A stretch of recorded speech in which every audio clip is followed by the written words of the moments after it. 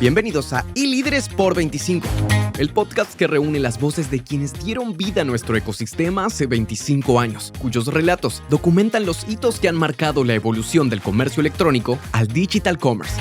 Ponte cómodo, estás por escuchar un testimonio único que define a nuestra industria. Bueno, Lore, estamos en 25 años, 25 momentos. Así que primero tenés que presentarte, Lore, y contarnos como anécdota, ¿cómo empezaste en este apasionante ecosistema del digital commerce? Y eso es una pregunta. La primera pregunta va a ser, primero que la cuentes, después la vas pensando, ¿es industria o es ecosistema? Ah, perfecto. Bueno, creo que al principio empezó como algo y después le fuimos poniendo momentos y encorsetando y después desencorsetando. Así que a medida que avancemos les voy a ir contando. Presentate al público. Soy Lorena Díaz Quijano, trabajo en este mundo digital, en esta industria o ecosistema, lo que definamos ahora vamos a resolver, desde el año 2000. ¿2000 o 99? Yo empecé a postularme en el 99 y empecé en el año 2000. O sea, concebidos en el otro siglo. El otro siglo, 25 años, Marcos. Sí. Increíble. 25 años y acá seguimos sentados construyendo y siempre le digo a todo el mundo la constancia, la permanencia, verte ahí al principio, en el medio, ahora y seguís hacia adelante. Así que bueno, con mucho placer. ¿Pero eso te postulaste dónde? Bueno, yo estaba por terminar la universidad. Sí. En agosto de 99, cuando surge el Mercado Libre y de remate en Argentina, Latinoamérica, yo terminaba en diciembre del 99 la universidad. Pero ya desde agosto estaba con la cabeza enloquecida que quería trabajar en e-commerce. Yo estudiaba comunicación, pero las computadoras eran mi pasión, no desde un lado, si quieren, técnico, pero sí que trataba de codeaba un poquito, igual, hacía alguna cosa interesante. Un Entonces, amateur práctico.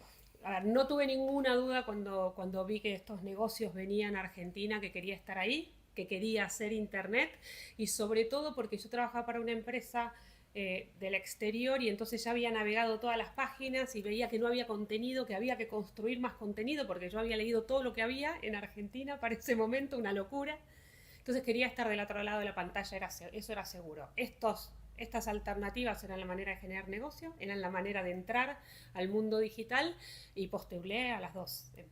La Mercado Libre y postulé a de remate. Para aquellos que no recuerdan de remate y Mercado Libre, era como hablar del Barcelona Real Madrid, el Boca River, era así antagónico, ¿no? Era una lucha interesante. Uno era el 50 más 1. Y el otro era menos del 50 más 1. ¿no? Total. Y bueno, Harvard, Stanford, sí, influyendo. Es cierto. Eso vamos a hablar ahora. Cuando hablemos de los fundadores, los visionarios, ¿para qué cargo? ¿Para qué puesto? Yo quería entrar a hacer e-commerce, así que no recuerdo para qué me postulé, pero sé que para la otra quería entrar. Finalmente entré a trabajar a de remate. Qué historia. Porque vos estuviste en los dos bandos, en el lado oscuro y de la luz. Bueno, cada uno llámelo como quiera a las situaciones estas, pero no, y además no sé. No hay mucho que estén en los dos bandos, hay que poner ahora en tengo una perlita que no sé si conoces el detalle. Soy la primera que fue a Mercado Libre después de haber estado en de remate. Por eso te digo, no hay mucho que estuvieran en los dos bandos. No. Ahora que estoy pensando, poquitos. Sí, normalmente lo que pasaba, obviamente, mucho amigo acá, mucho amigo allá, sí, ¿no? Y yo no conocía a nadie, era como técnica, la parte técnica de la cuestión. Obviamente, bueno, en de remate me tocó. Eso fue en 2000. 2000 entraste a de remate. ¿Y después? Me tocó muy al principio, muy cuando iba y venía a ver con quién hacía acuerdos. Sí.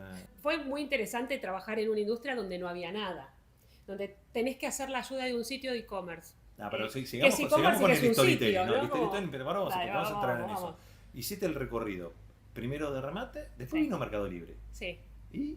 Bastante después. Yo me salí de la industria un ratito, porque veía que en ese tramo... En la época del oscurantismo. En el oscurantismo. 2001, 2005 no pasaba nada. Está muy... Venía muy complicado. Que vamos a hablar de esa época, ¿no? Porque era mala palabra hablar de internet. No era comercio electrónico, era internet la mala palabra. Era internet muy complicado, muy mala palabra. Las empresas de comercio electrónico perdían apoyo de los inversores. No había volumen. No había volumen de mercado, nada. Entonces yo dije, es momento de salirme un ratito. Salí un ratito. Y después cuando ya empezaba a agarrar ritmo. Igualmente todavía volví a la industria cuando no estaba break-even. Sí. Volví y ahí sí a Mercado Libre, y ahí sí estuve un rato más, 5 años en Mercado Libre, Cámara de Comercio Electrónico, y después Que fue el trabajando. despegar de la casa. Totalmente. La Cámara de Comercio Electrónico, creo que Cámara Argentina de Comercio Cámara Electrónico. Argentina de Comercio Electrónico, creo que hicimos algunas cosas muy muy buenas en el origen, que dio mucha solidez y fortaleza para todo lo que siguió, ¿no? Armar 3 cosas que yo considero claves y fundamentales para que eso sucediera. Hacer el estudio de comercio electrónico fue fundamental para tener dato concreto, poder medir, poder saber dónde estábamos, cuánto crecíamos. Eso para mí fue muy importante. ¿Dónde estamos parados? ¿Dónde estamos Sí, parados? ¿de qué estamos hablando? Sí, que es lo que le dio seriedad a la cosa para que los periodistas también apoyaran, porque venían, nos Seamos hablaban. referente, la fuente Sí. de consulta. Los periodistas querían saber qué pasaba, y bueno, tener bien medido todo lo que iba pasando creo que fue muy importante para darle credibilidad, confianza y que apoyara más. Esa fue la también. primera. La segunda, E-Commerce Day sí, los eventos. definitivamente fue para mí muy muy importante, porque teníamos que posicionar el tema. Había que generar confianza cuando había que generar confianza. Había que posicionar medios de pago cuando había que posicionar medios de pago. Sí, Después vamos a la hablar historia. después con los clásicos, yo les llamo los tabúes Total. del digital commerce, Sí. que era confianza, seguridad, después tenía medio de pago y logística. Entonces, pero eso fue clave, Los apuntalarlo. primeros dólares.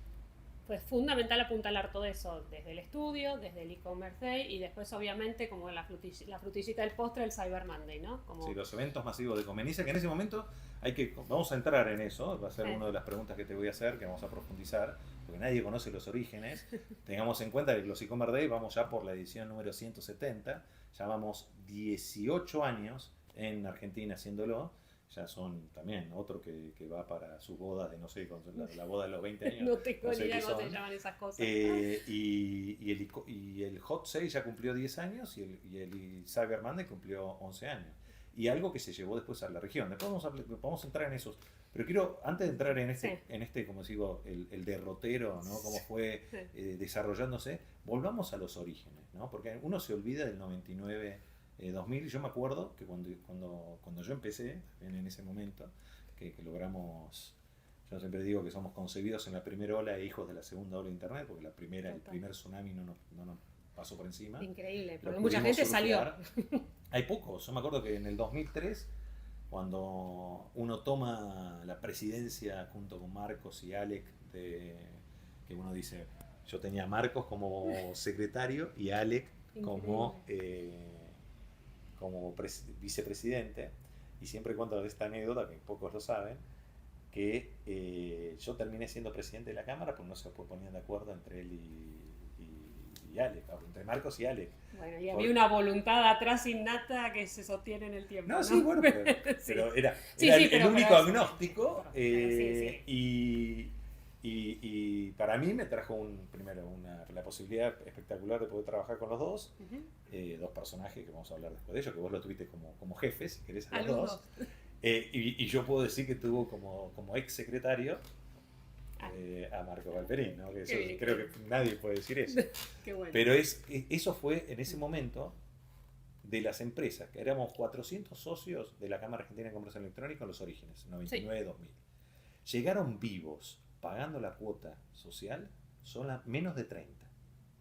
Menos de 30 llegaron vivos. Y el día de hoy, si uno cuenta los que de ese momento, estoy hablando 2003, siguen vivos hoy haciendo lo mismo, me sobra, te diría que una mano me sobra para contar lo que pasó desde ese momento hasta ahora. Y la pregunta es, ¿por qué pasó eso? ¿Qué pasó en el 99 que uno tuvo un boom, ese boom de las .com, y que de repente no se mantuvo en el tiempo como uno esperaba, ¿no? Sí, creo que había demasiada expectativa puesta en la velocidad de adopción por parte de la gente, y había que construir un montón de cosas que no había, ¿no? Digamos, desde la confianza ni hablar, no teníamos medios de pago. ¿Cómo va a funcionar si no tenemos ni medios? Era todo muy rústico, era la era de piedra. La conexión era por teléfono. Dial-up. Entonces, una DSL era banda ancha. Entonces, obviamente los emprendedores que estaban mirando 5 años adelante porque estaban mirando lo que pasaba en Estados Unidos. Ahora, recordemos esto, Sí. recordemos esto, ¿no? Porque es importante para entender el por qué tampoco explotó en ese momento. Primero, no tenías conexión dedicada. O sea, el cable módem vino de a poquito. Sí. El dial-up era mantener una línea telefónica exclusiva para la conexión a internet. Bueno, yo tenía en la oficina donde trabajaba, pero no tenía en mi casa. En mi casa no era que a lo mejor ni la podíamos pagar tal vez, pero no llegaba a mi casa, que yo vivía en provincia. Eso cuando hablabas En del el- ADSL o el cable modem, ¿no? Sí, en El el cable modem 99. fue, yo creo que hay que recordar a Wenceslao Casares. Él decía algo que, gracias al boom de las .com del 99 y gracias a toda esa plata que se invirtió, uno creó las tuberías Total, de lo que se construyó después encima. total. Porque ahí te acordás que teníamos CABASE, CABASE era la cámara de base de datos Sí. y conexión de internet o algo así. Tenés ICOMRA, eran distintos. Uno se dedicaba a conectividad, el otro se dedicaba a las telecomunicaciones, el otro éramos nosotros que éramos contenidos, Sí, y después tenías CESI, que era software. sí. Esa era un poco la división que hoy ya no hay esa división, todo es forma parte de lo que yo llamo Este ecosistema hoy. ecosistema. Sí, hoy Porque se no hay una industria exclusiva del digital commerce, sino tenés un ecosistema Sí. bastante amplio. Pero así como antes se necesitaba que pusiéramos cabeza y foco de manera muy vertical en cada uno de estos para que esto pudiera suceder, ¿no? Pero bueno, nos dedicamos a generar compañías, ¿no? La plataforma, más o menos, compramos enlatado primero. Primero enlatado, que construíamos una marca. Y lo primero que hicimos fue construir marca. Llegábamos a la gente, más o menos. Ahora vamos a ver cómo llegamos, cómo bien o cómo mal. Pero teníamos una marca, pero no Sí, teníamos nada de No nada. estaban los No buscadores había Frustractora, todavía. no estaba buscador, no había dónde Sí. hacer pauta de marketing Sí. online. Había acuerdos con Microsoft para Lo que- dentro de su mailing de De- Microsoft a todos los tequis que compraban sus productos, que les llegara algo de información de las Y compañías. vos tenías un En Yahoo, que 2005. era por eso, un Yahoo, una AOL, que eran los que daban conectividad Sí. o te daban, eran los portales de contenidos, Sí, que eran lo más importante que había. sí. ¿Tá? Y Yahoo era, como si dijéramos Mm. hoy Google, y hoy si vemos Yahoo quedan los resabios. Creo que se mantiene o siguió valiendo por las acciones que había, por la inversión que había hecho en Facebook en su momento. Total. No nos olvidemos que creo que tenía el 5%, 6% de Facebook, Yahoo. Yahoo. Increíble. Bien, Entonces, bien, ese movimiento rápido estuvo interesante.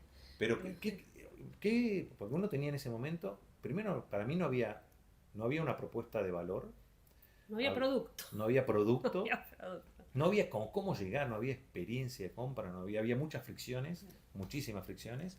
El comercio electrónico, como lo queríamos llevar a nosotros, llevar adelante, estaba muy lejos uno para poder lograrlo, porque aparte no tenías volumen.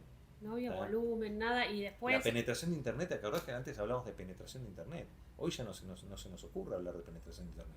No, pero era del 5% de la población tenía internet y de ese 5, el 5 compraba algo de vez en cuando y vender nadie vendía. O sea, Sí. el 0,2 de ese 5. Bueno, y la otra dato que uno tiene que tener en cuenta como números, ¿no? De esos 400 a 30, era que yo me acuerdo que había hecho un análisis. No, ¿te acordás que yo empecé con Consulta Line, ¿no? Sí. Que era un marketplace de servicios, una especie de freelance, Sí. freelance, porque la gente se olvida, yo hablaba mucho de teletrabajo en ese momento, Total. como dicen mis amigos, que si la pandemia hubiera sucedido en ese momento hubiera explotado lo tuyo. Hablabas de teletrabajo y de educación a distancia. Sí. Y lo hacías, no No sé. sé, lo hacía. No hablaba, lo hacía de Y cuando uno analizaba Sí. los marketplaces Sí. que había, de servicios y de productos, de servicios no había, de productos, había más de 40 que hacían algo parecido a eBay. Sí. Que vos tenías los más conocidos, que eran Mercado Libre. Ojo, el Mercado Libre en ese momento no era tan conocido como de remate. Estaba Plaza Vertical, que de los que me acuerdo. ¿Te acordás de lo que era Plaza Sí, Vertical? Sí. Eran 40. Sí.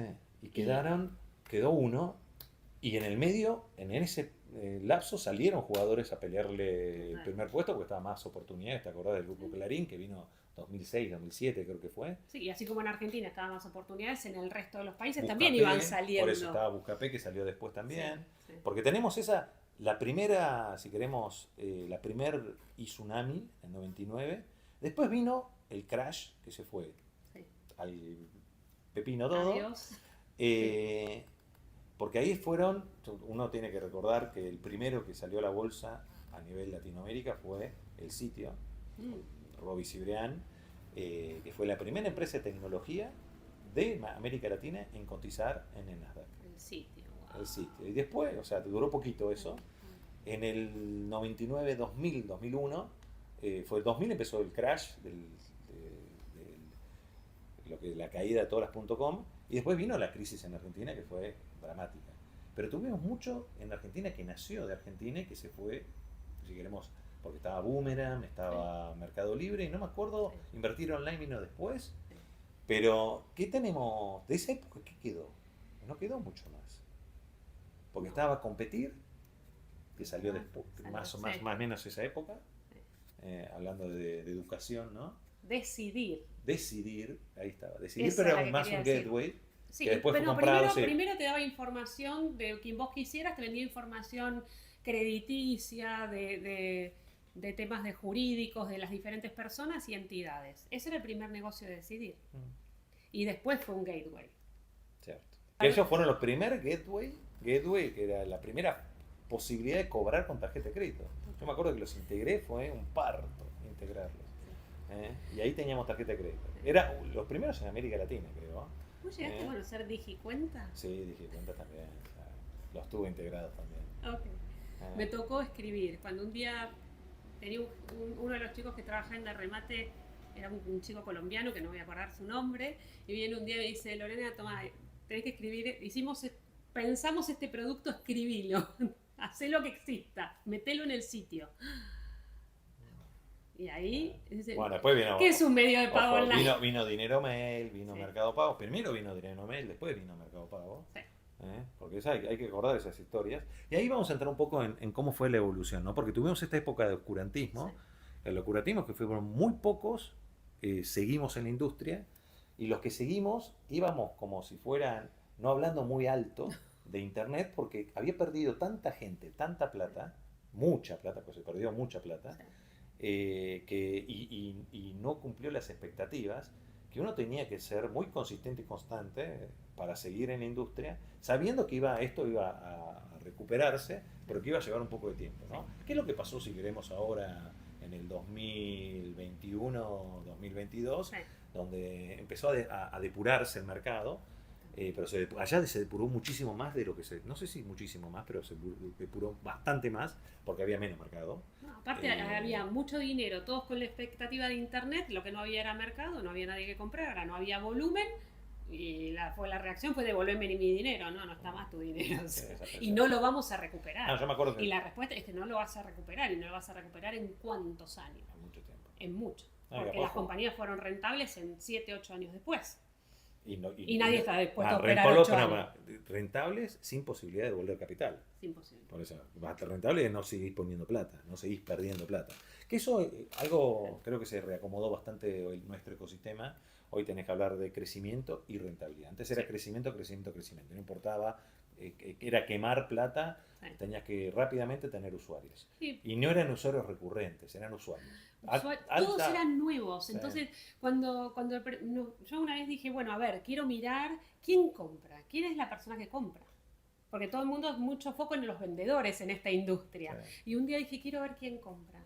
Todos eran compradores de primera vez. Sí. En el año 2007, por ejemplo. Sí.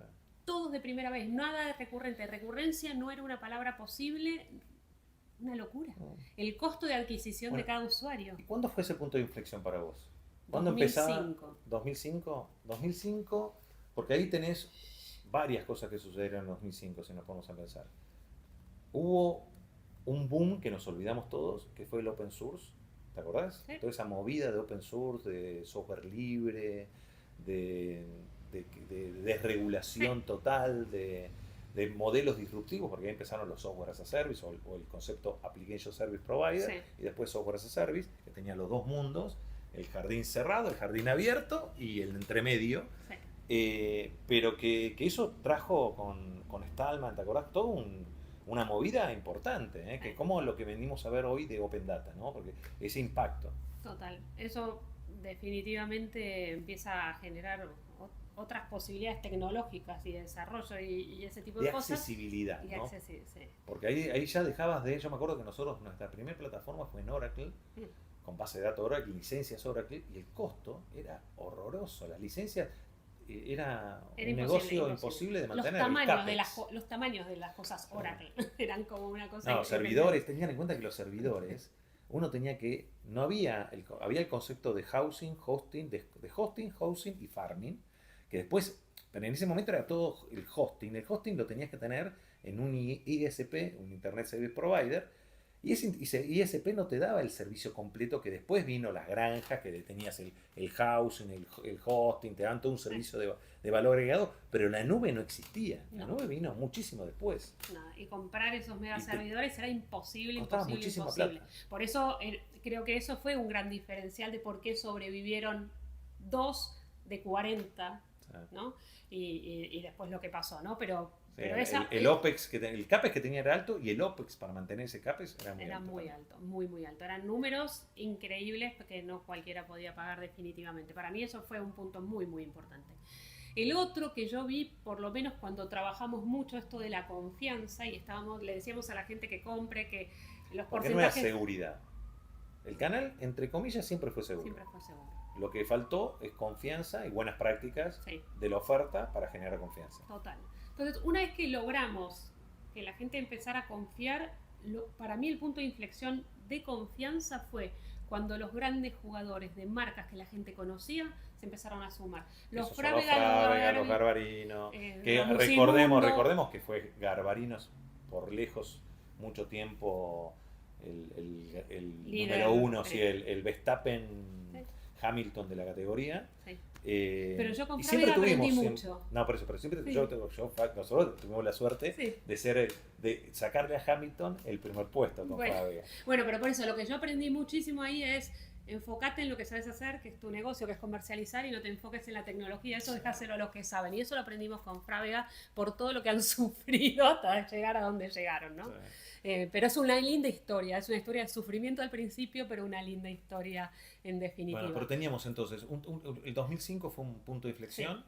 Para mí, porque empezaron a entrar y esos jugadores empezaron a jugar el partido. Empezaron a jugar el partido, y entonces cuando la gente que confía en estas marcas ve que están vendiendo en línea, se animan.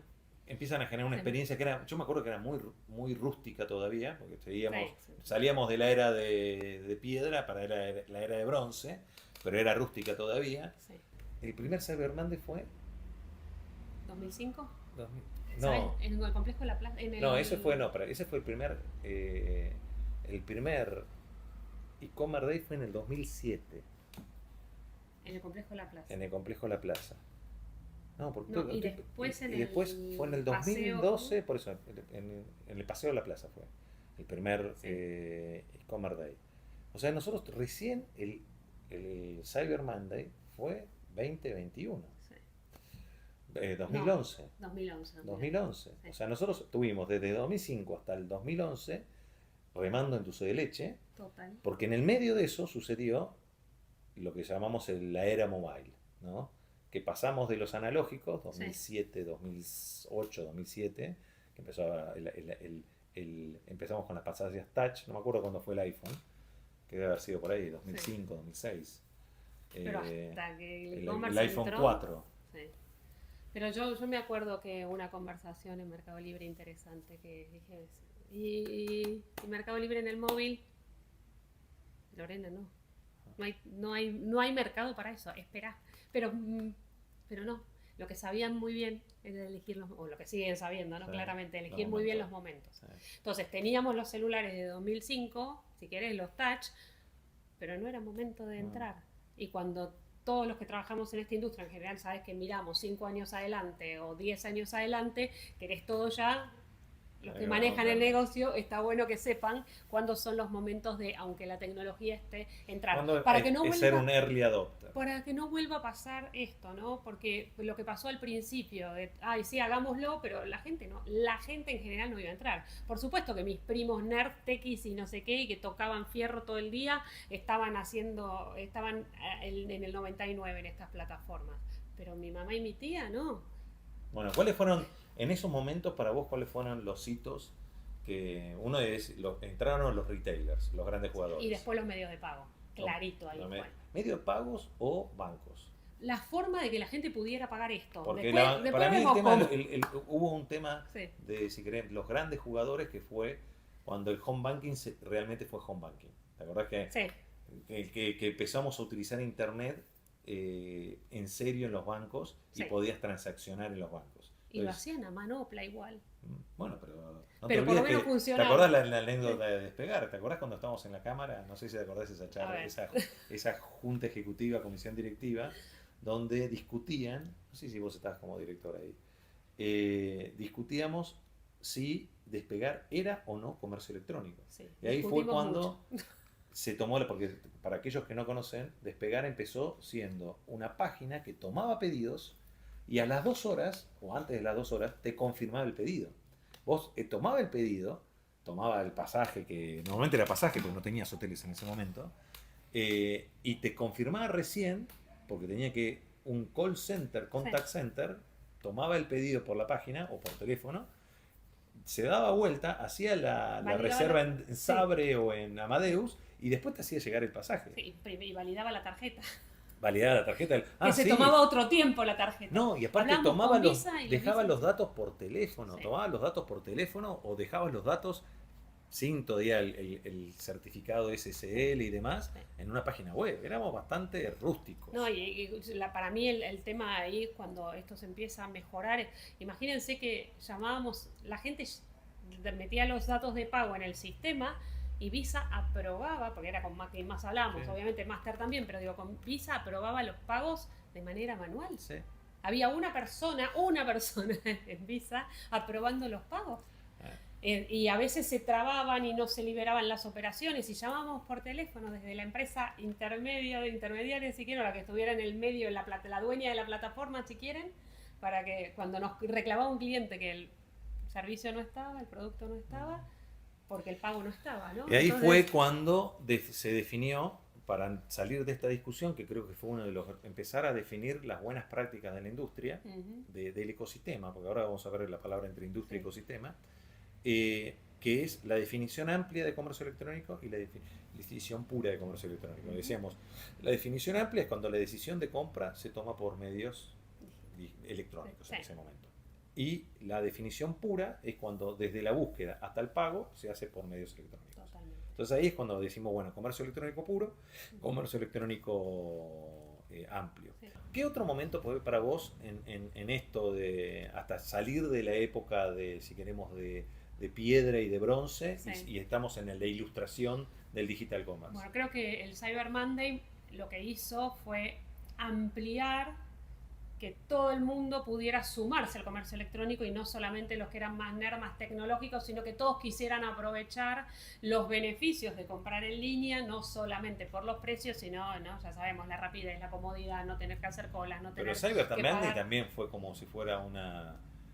Empezó con cómo empezó el e-commerce day, siendo no los 13 apóstoles, los 12. Pero esta parte no la contamos todavía. Pero sí, digo, como para cerrar esta idea, Cyber Monday para mí lo que hizo eso fue amplía el público y trae gente que no se había animado a subir. Y la otra grande que hace el Cyber Monday es mejorar la logística. Porque como había que enviar lo que se vendía en 2 días o en una semana al día siguiente... Lo que dio fue dar visibilidad que podíamos tener volumen. Sí. ¿No? Y para mí otro que no sé si coincidís, fue algo histórico, la colaboración entre retailers.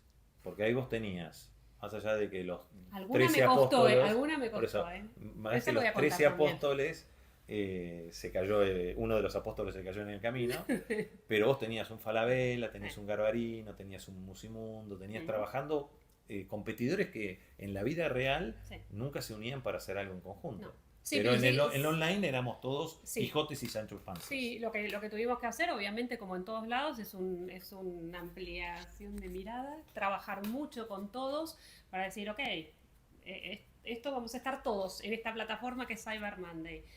no quieren estar compitiendo por precios. Bueno, no pongamos precios, ¿te acordás? Al principio, porque no querían competir por precio. Entonces no querían que mi televisor esté 200 pesos más, 200 pesos menos. Entonces digo, ok, vamos sin precio. Vamos con producto, vamos con categoría, vamos con lo que haga que esto sea posible, pero lo vamos a hacer. Bueno, están los 12 apóstoles, que fueron los que empezaron. ¿Cuál es tu anécdota de esa primer Cyber Monday? Bueno, siempre lo que le cuento a todo el mundo es, primero que nada, es una decisión en una dirección en la Cámara Argentina de Comercio Electrónico. Estaba Pato, sí, Pato Jepsen, estaba como presidente, yo estaba como tesorero. Exacto. Me acuerdo que sufrí ese cyber, lo sufrí tanto. Sí. Los primeros cyber los sufría porque había que pagar la cuenta. Entonces uno de repente veía unos números que nunca en la península vida lo veíamos en la casa, y decías, ¿cómo lo vamos a pagar esto? Y aparte hay que pagarlo adelantado, o sea, hay que tener la plata porque si no cerramos la cámara. Sí, a ver, creo que lo que demostró, que nosotros hicimos Cyber Monday porque demostró que éramos un grupo muy unido, que tenía muchas ganas de hacer muchas cosas, que nos peleábamos obviamente un montón, pero esa es la parte más divertida, y después, pero que sí recibimos el apoyo de mucha gente que después recibió muchos beneficios, ¿no? Era levantar el teléfono uno por uno y decir, por favor, sumate, bancame en esta, queremos hacerlo, sabemos que a futuro va a ser muy bueno para el comercio electrónico, a lo mejor hoy no te representa negocio, pero en las próximas ediciones sí. Se sumaron 10 empresas, que recuerdo el número perfecto, me dieron 40.000 pesos. Con esos 40.000 pesos que yo serví a Marcos y Marco lo facturó, hicimos campañas de marketing online y sobre todo recibimos muchísimo apoyo de los periodistas. ¿Eran 10 o 12? No sé por qué siempre decimos 13. No sé, para mí fueron 10 empresas que me dieron 40.000 pesos. En mi cabeza está eso, a lo mejor fueron 13, pero digo, no, era porque yo me la acuerdo decena. Nosotros eran 13, que Sí. Falabella se tuvo que bajar a último momento porque no aguantaban sus servidores para poder el tráfico que se tenía previsto. Sí. Entonces Eso Pato fue otro estaba como aprendizaje. por eso. Pato estuvo, ¿te acuerdas que se cayó todo? No es que fue Falabella. No, y la página Falabella misma- no salió. O sea, no, la página misma del Cyber Monday, la original, se cayó. se cayó, pero porque no habíamos esperado nunca el boom que tuvimos. No. Fue más de 1 millón de visitas.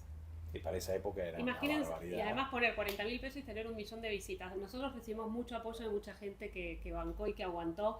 Recibimos algunas impresiones de Google, de Facebook y demás que nos apoyaron al principio. Después empezamos a invertir fuerte para que esto sucediera. Nos apoyaron mucho los periodistas, que después obviamente con todo lo que esto generó, también son parte súper importante. Esa es la clásica idea fuerza, idea virus, cuando uno algo golpea fuerte y se... Sí. Porque fue los primeros 2 años, creo que fue despegó rápido el cyber. Sí. Y fíjense cómo fue que después, el segundo año, nos dieron, en vez de 40.000 pesos, 1 millón. Pasar de... También que había inflación, pero nos hubieran dado 80.000, ¿no? Pasamos de 40.000 a 1 millón que nos dieron los socios. Yo casi me infarto. Ya esos números, ¿viste? Cuando no estamos acostumbrados. Y aparte, empezaron las buenas, que creo que si lo hubiéramos pensado a propósito no nos salía tan bien.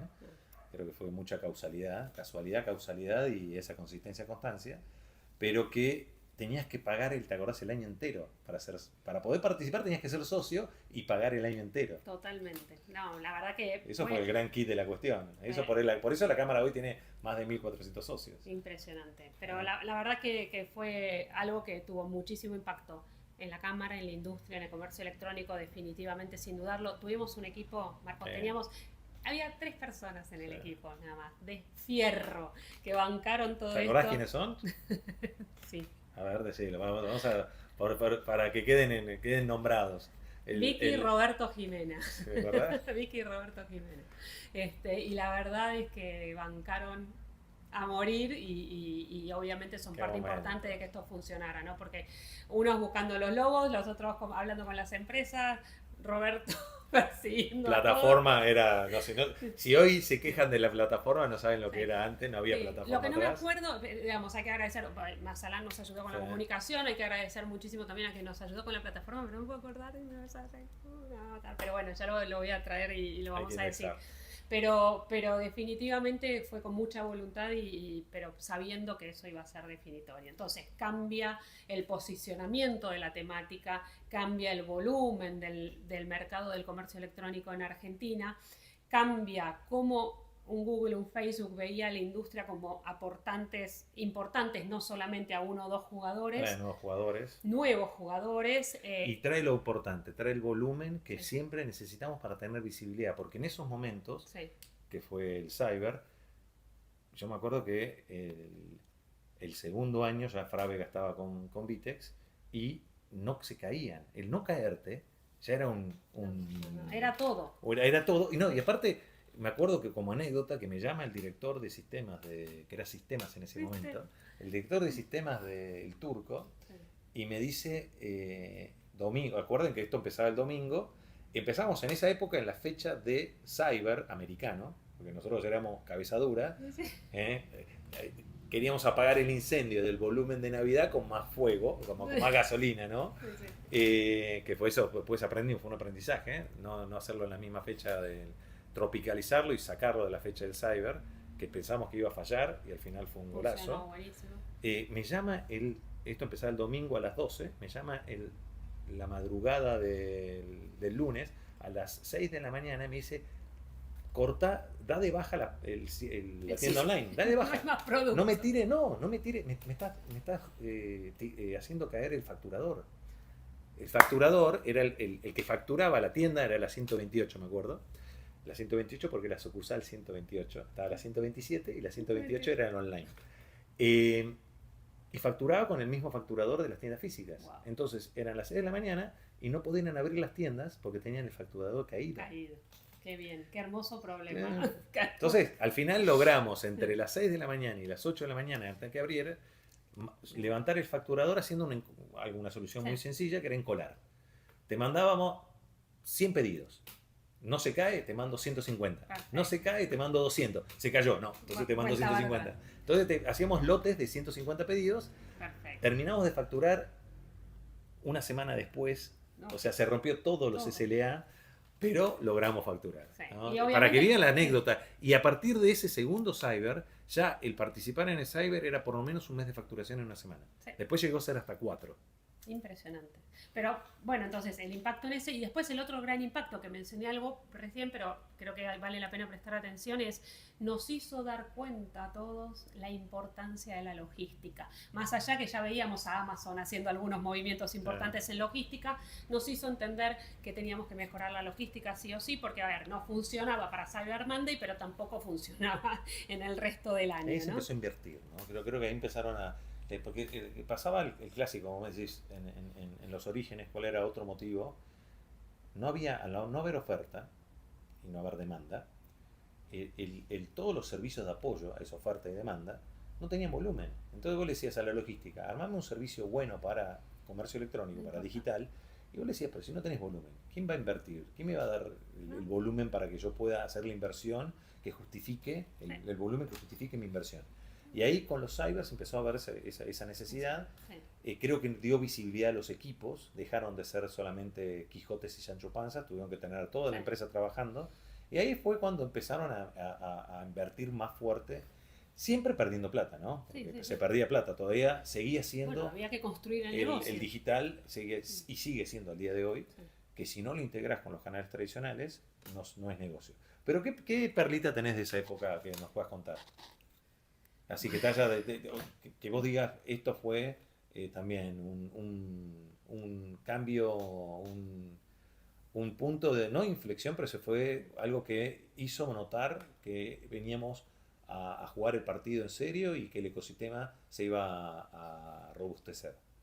Bueno, yo creo que, a ver, hay cosas como internas y hay cosas como más visibles al resto de la gente. Cosas así más internas que hiciéramos el e-commerce day y hubiera más de 3.000 personas en un solo lugar.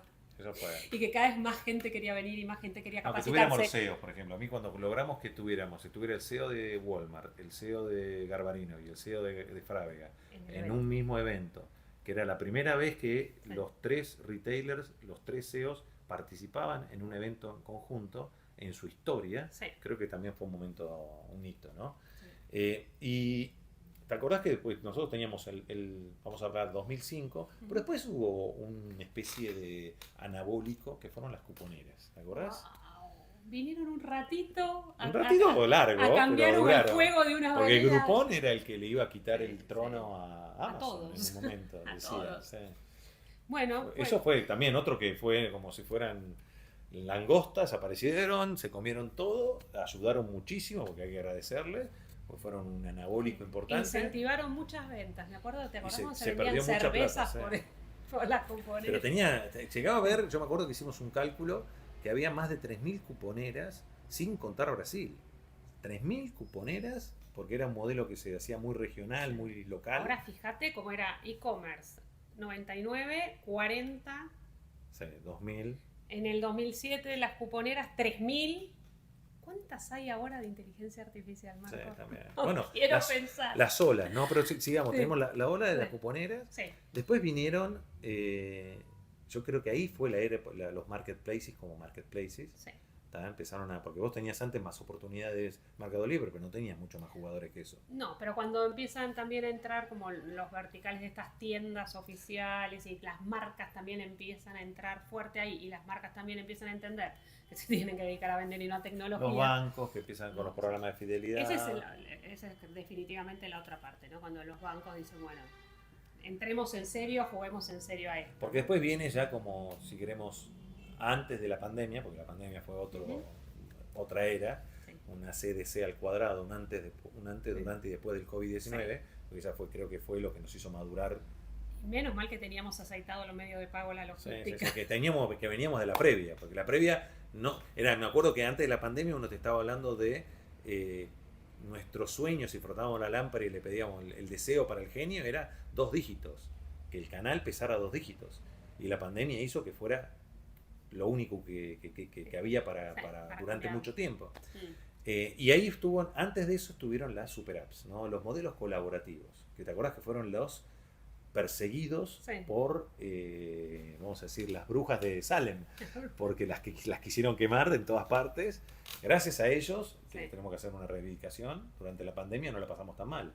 Pero en esa época, ¿te acordás que tanto Uber como las super apps, todas las de delivery, que querían ser prohibidas? Sí.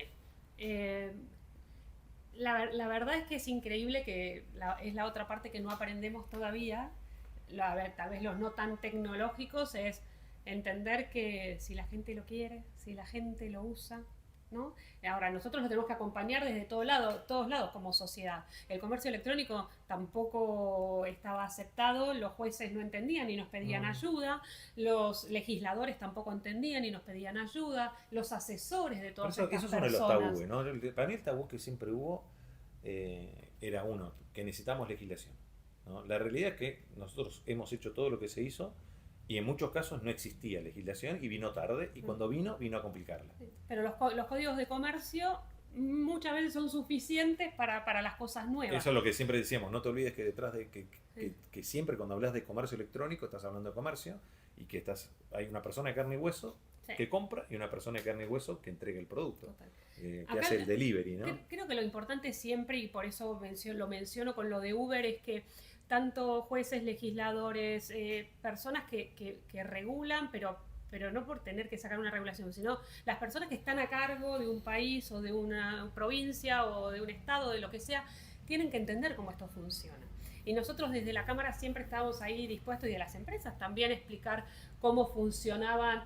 Que un medio de pago no tiene por qué saberlo el legislador, cómo funciona un medio de pago por ósmosis, tiene que aprender. Entonces, cómo se los ayudó y se los acompañó de las cámaras a entender qué es el comercio electrónico, cómo funciona, qué se necesita para que funcione, qué son los medios de pago. Entonces, todo ese acompañamiento también como líderes de la industria en ese momento, del ecosistema ahora, es una responsabilidad que tenemos de acompañar, de formar, de ayudarlos. Y como los ayudamos en su momento a entender el comercio electrónico o a entender cosas de los buscadores, que nos preguntaban mucho también, definitivamente hubo que ayudar a que entendieran cómo funciona un Uber, cómo funciona un Rappi. ¿Te acuerdas de los juicios que teníamos que responder porque le hacían un juicio porque no querían que se indexara dentro del buscador XX? Y nos preguntaban. Sí, y nosotros siempre, ya los mandamientos que teníamos que responder, siempre estábamos respondiendo mandamientos todo el tiempo. Todo el tiempo. Había olvidado esa época. Y entonces es ayudar, es acompañar, es enseñar. Sabemos que hay mucho de enseñar, ¿no? Y antes hablamos de evangelización, y nos dijeron que evangelizar era mala palabra, o sea, mal utilizada la palabra, porque en Latinoamérica la evangelización se impuso a la fuerza. Entonces que hablamos de concientizar, que no existe la palabra, pero... Sí, o concienciar, como dice Laura. Pero digo, acompañar, a mí me gusta decir acompañar, en lo que los demás necesitan saber para hacer su trabajo y para hacer, muchas veces, como les decíamos antes, con entender el código civil y cómo se hace, el código comercial, el código de comercio. Y cómo eso se puede adaptar al comercio electrónico era suficiente, no había que inventar ninguna otra cosa. El tema es cómo hacemos esos puentes, ¿no? Y bueno, y lo mismo con los Uber, los Rappi y ahora con todo lo que sale de inteligencia artificial. Y después vino la pandemia, que es un capítulo aparte, y después viene todo lo que vimos ahora de las tecnologías exponenciales. Porque vamos a hablar que inteligencia artificial es una de las tecnologías exponenciales que nos está impactando fuertemente. Sí. Que en cierta forma tiene como un déjà vu, ¿no? Porque uno empieza a ver los déjà vu de las cuponeras, los déjà vu de los super apps, los déjà vu de, si querés, en su momento el open source, ahora que tenés open data, porque tenés, de la misma manera que tenés las tecnologías exponenciales, dentro de esas tecnologías exponenciales, vos tenés la Web 3, con todo lo que es blockchain, con todo lo que es realidades virtuales, inmersivas, aumentadas, que nos están mostrando una forma de hacer distinta las cosas, pero siempre es lo mismo, ¿no? Gracias por unirte a iLíderes por 25. Si este contenido te ha gustado, compártelo para que más personas puedan navegar el origen de nuestro digital commerce. No olvides suscribirte para no perderte las próximas conversaciones con los líderes que continúan escribiendo la historia de nuestro ecosistema. Hasta la próxima, donde seguiremos explorando, aprendiendo y construyendo el futuro digital juntos en iLíderes por 25.